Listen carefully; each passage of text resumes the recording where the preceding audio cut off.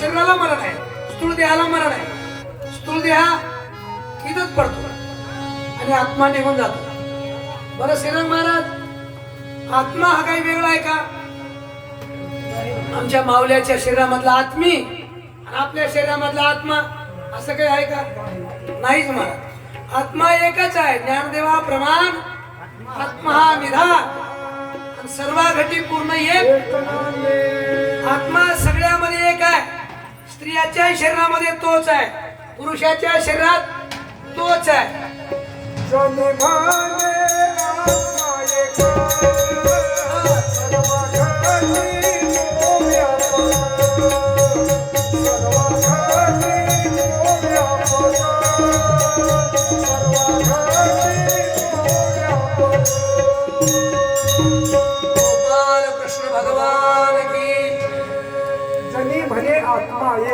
जनी म्हणे आत्मा एक, सर्वा घटी तो व्यापक.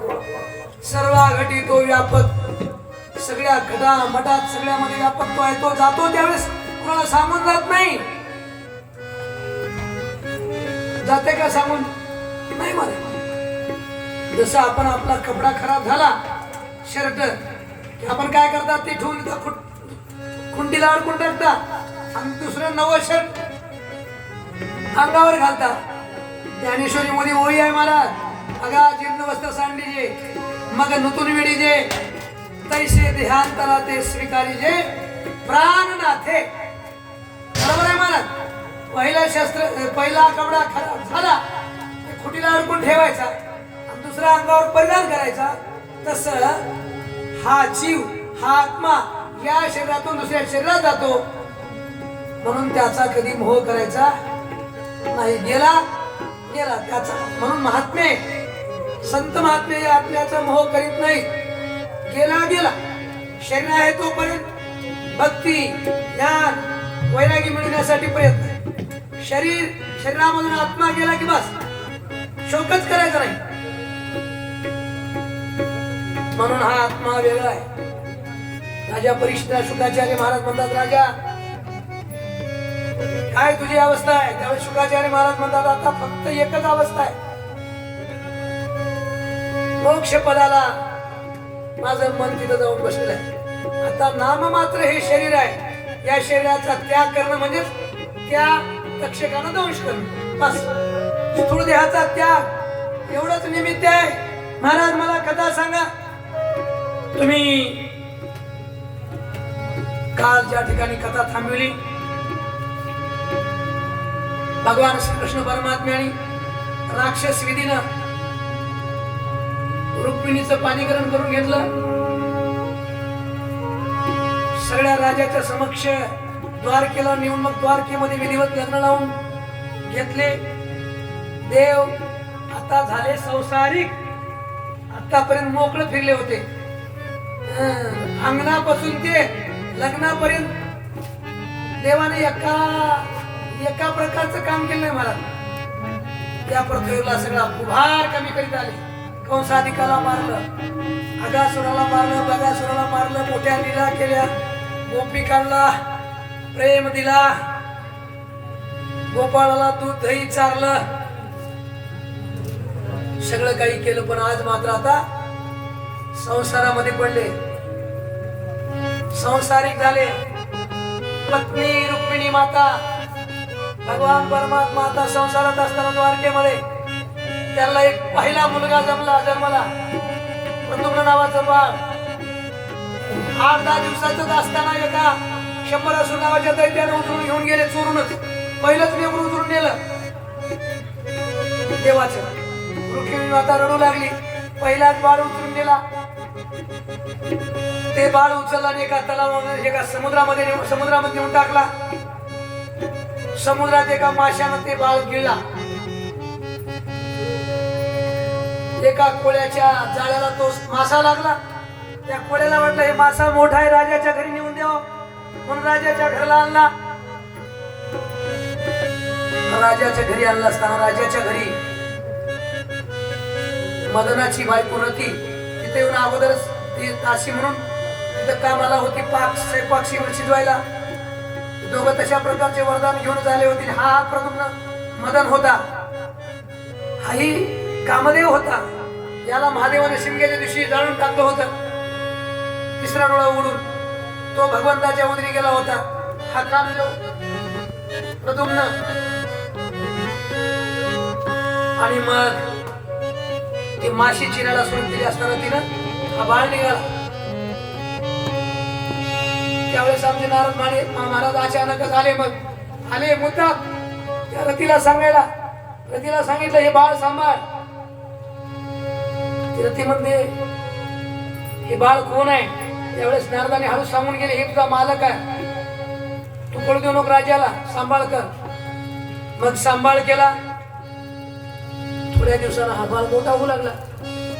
मग आता ही रती त्या बालकावर प्रेम बालक म्हणून करणार गेली. तिला माहित झालं माझा पती आहे. पती पत्नीचं बोलणं बाहेर काही लोकांना बघितलं. राजाला जाऊन सांगितलं राजा हे तुमची स्वयंपाकीन काही आता बरोबर नाही, ते एका बालकासारखं नीट बोलत नाही. मग हे शंभरासुर दैत्य धावत झाला त्या नगरीचा राजा. आणि मग त्यानं शंभरासुरासोबत आल्याबरोबर मारण्यासाठी शंभराच्या अंगावर धावत आला. त्यावेळेस शंभर प्रद्युम्नानं युद्ध केलं आणि त्या ठिकाणी त्या शंभरासुराला ठारच मारलं. थोडक्यात आता आपला कथा चारला आपल्याला कथा थांबवायची आहे. ठार केलं आणि त्या ठिकाणी त्या रतीला घेऊन द्वारकेला आले. द्वारकेला आल्यावर रुक्मिणी मातेला हा प्रद्युम्न कृष्णासारखाच होता, कृष्णच असल्यासारखा. सगळेच आनंदी झाले. रुक्मिणीला वाटलं माझाच पुत्र आहे की काय, असाच होता माझा बाळ, माझ्याजवळ उचलून नेला. हेच एवढ्या मोठ्या बायका, एवढ्या बायकाचं लग्न कसं कसं करून घेतलं देवानं, कुठं कोणत्या ठिकाणी, या सगळ्या कथा आम्हाला विस्तारानं सांगा. मग त्यावेळेस शुकाचार्य महाराज राजा परीक्षितला म्हणतात ते सगळ्या कथा सांगतो, तर आता एकदा मोठ्यानं भजन करा. श्रीकृष्ण गोविंद श्रीकृष्ण गोविंद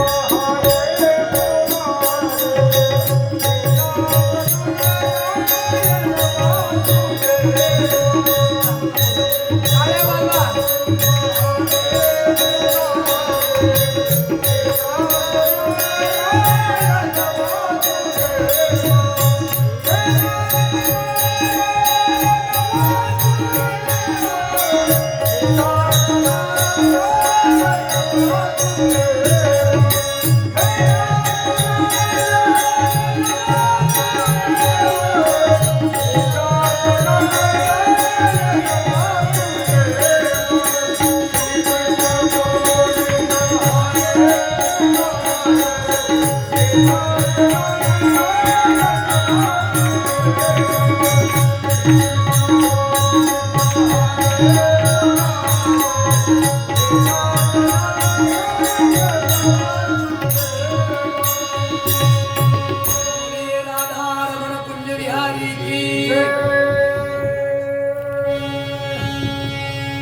शुकाचार्य महाराज परीक्षिती राजाला म्हणतात राजा